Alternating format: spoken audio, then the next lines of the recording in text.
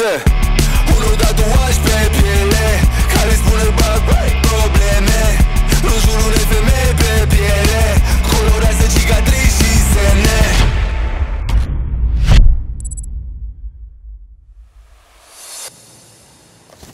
Autoritățile recomandă să vă spălați pe mâini și să evitați contactul cu persoanele infectate.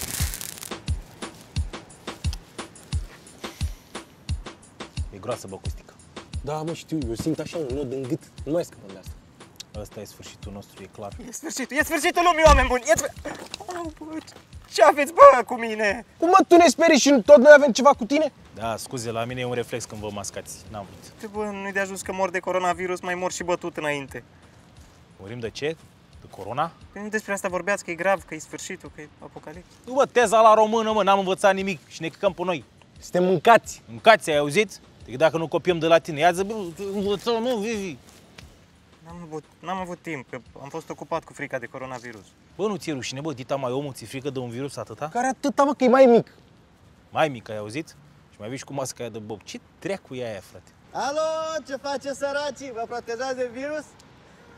Vedeți? Robertinho, un om care se respectă. Da, nu e bună, e prea serioasă. Atrage invidii. Ce invidii să atragă, bă? Eu... Oh. Am zis. Na, așa e. Bă, dar mi-a venit o idee, mă. Zi. Ce zici să ne ducem la asistentă, să luăm scutiri, să scriem pe alea că suntem bolnavi și să scăpăm de teză? Na, am o idee și mai bună. Ne dăm bolnavi și mergem la asistentă și luăm scutiri. Wow. Mult mai bine așa, da. Cu plăcere, bă.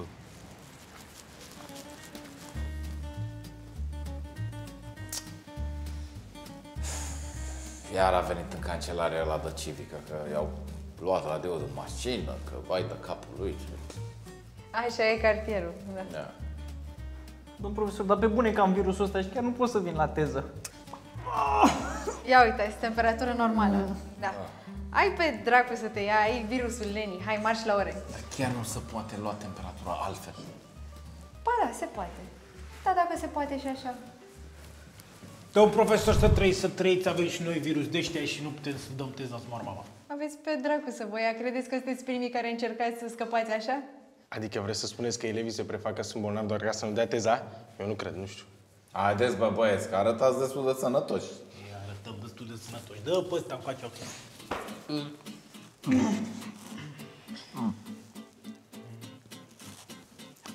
Audă cât mai febra. E evident. Hai, gata, scutiți. Hai, că e pentru bolnavi cabinet, nu pentru scatofili. Ce e? Nu știu, bă, cred că de aia care merg la sală m-au văzut așa mai făcut. Stai, mă, păi și ce facem? Învățăm? Ei, învățăm. Ce ai, mă? Ai febră? Ai febră. Ce? Răcim pe bune, mă. Clasic. Sot o răcim dacă ieșim cu părul, zicea bunica mea.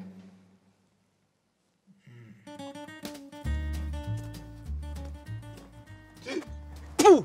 Ciudatule, ce mă cu tine pe aici? Ce faci aici? Zici că ne-au atacat marțieni. Mă rugam, domn director, era bine. Dumneavoastră, cum sunteți? Febră, tuse, amețeli? Măi, te rog frumos să nu încep cu prostiile astea. Îmi bagi panica asta în liceu. Știu că e o chestiune serioasă și că suntem o instituție publică, dar ne panicăm doar când vine ordine de la minister. Ce-i mizeria asta? Vivi, fă și mie, te rog, o mască de asta ta, că nu mai găsesc nimic la farmacie. Măi, te rog, nu-l încuraja. Hai că-ți dau 5 feroni. Ok, 20 de ron. Ok, îți dau 20 de ron și am bloc pe Insta. Hai, te rog. Da, bidonul ăsta e singurul lucru care mi-a rămas de la bunica mea. Mi l-a dat de ziua mea.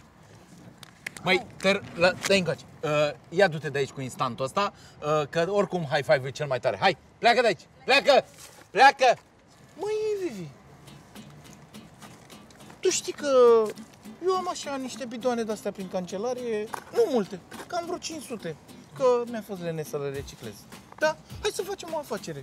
Eu ți le aduc, tu le tai, le faci măști, le vinzi și împărțim jumate-jumate, e bine? Domn director, dar vă respect prea mult. 60 dumneavoastră, 40 eu? Negociez la sânge, bă, băiatule. Stai puțin. Hai.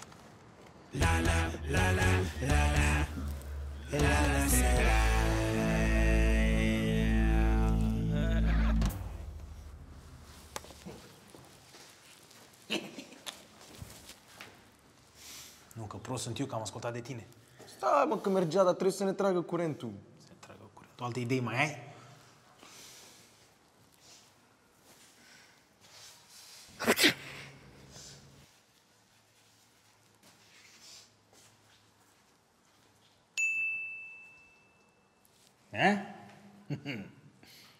Ce? Hai, mă.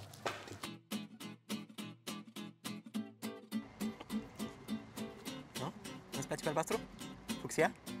Ciclam? Turcoază? Căcănit? Ori? Vivi, cât te-ai dat? Cu sau fără aia de am vândut-o la Alice, domnule? Fără, mă, fără. Prefer să zic cu. Atunci zic cu, hai. Una. Hai-te, mă, Vivi, bă, e incredibil, bă, ăștia sunt inconștienți.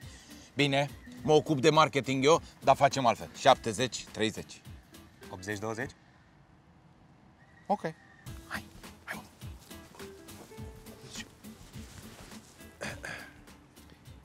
Ce faci, păpușei? Noroc, măi, păpșoilor! Aia e din străinătate, s-a mutat semestrul ăsta. Tatiana, din Moldova.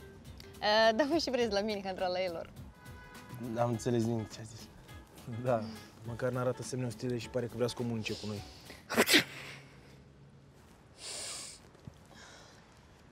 Și faci, uai. Ghini, uai. Am avut un coleg de pe Moldova de celulă, înțeleg tot acum, fii atent. Le buchisește dânsoleacă. Nu mai înțeleg nimic, nu mai înțeleg nimic. Eu, Vidra.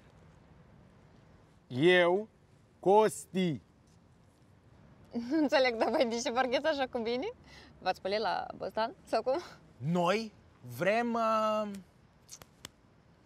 Îndrăgostit pe tine, noi. Pe tine. Beleu, și dați atâta din fleancă. În loc să luați la o altă ciocolată. Și fel de flăcăi, măi, sunteți? Cred că am înțeles ciocolată. Cu nucușoare, te rog. N-am mai înțeles. Haideți, mai cu distanțare socială. Alo, distanțare!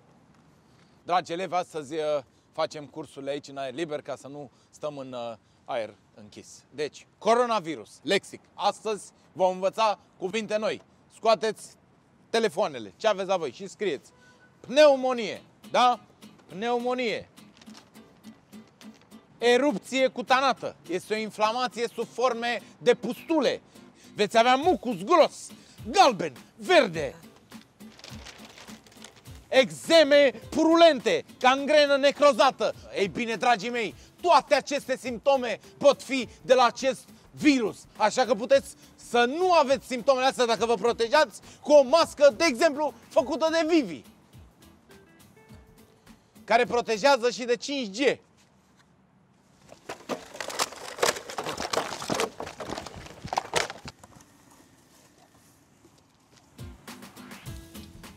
La noi, la Moldova, avem harbuș, răsărit, corgoază, pierjă, și poamă. Și alune n-aveți? Cum să n-avem? Tu crezi că noi suntem cu toate prăpădiți și stăm în părloagă? Măi, eu aud niște sunete, dar nu înțeleg nimic. Ești chinezoaică?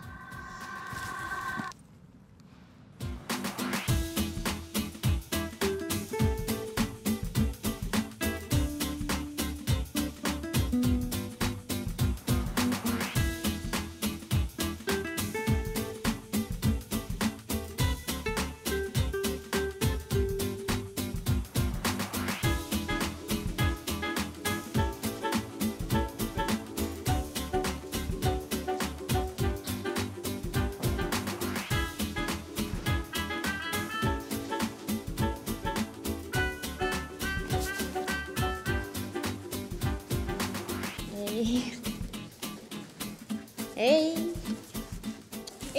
măi, flăcăilor, dar dădeți-vă și voi o leacă mai încolo că n-am suflu de voi.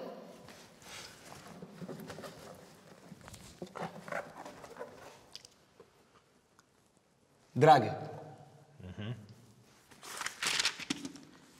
Tatiana, mi-ai picat cu tronc o leacă. Și eu.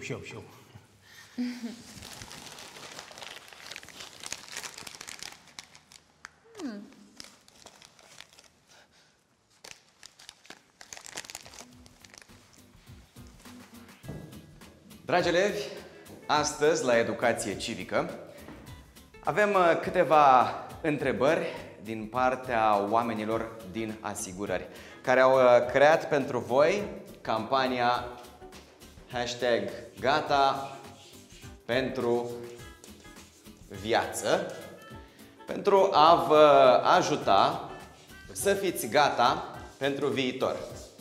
Pentru că veți avea și voi așa ceva la un moment dat. Ia uite, bă, și la civică trebuie să fac, bă, campanii. Lasă-mă, domnule, în pace. Vidra, stai jos. Că sunt singurul profesor care ți-a dat și ție un 10 în toată cariera ta lungă de elev. Am carieră. Ți-a auzit? Și poate așa mai înveți și tu câte ceva. Deci, de ce credeți voi că nu-și fac oamenii asigurări de sănătate? Ce părere? Nimeni? Costi. Pentru că la spital e nașpa și toată medicina asta e inventată de oculta mondială. Eu n-am avut mâna ruptă și mi-a trecut singur. Că eu mă vindic singur, ca oricum. Într-adevăr, astea 2 degete mi-au rămas așa încleștate, dar în rest nu mai am nimic. Foarte bine, Costi, numai că, vezi tu, medicina, de fapt, e reală, da?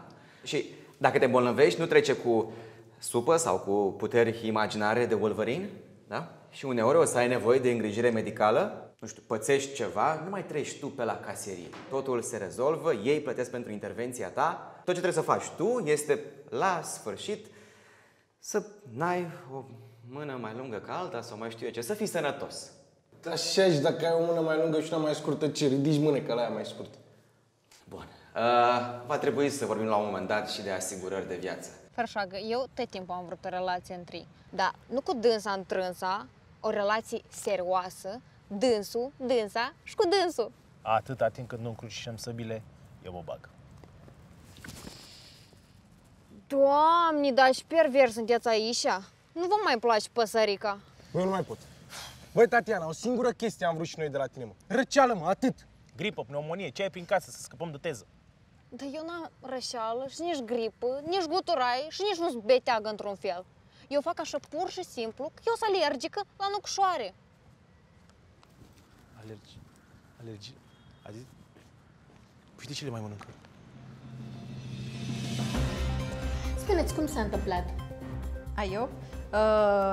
Elevii au purtat aceste măști artizanale și când au vrut să traverseze, li s-au aburit și un biciclist, bine că n-a fost un camion, dar a intrat în ei ca în popice.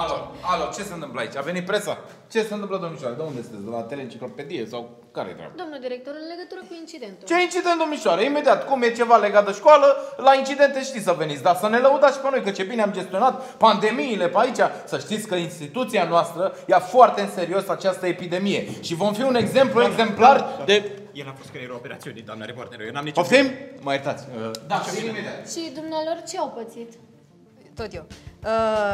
Ei au purtat aceeași mască de gaze și au făcut herpes. Yeah.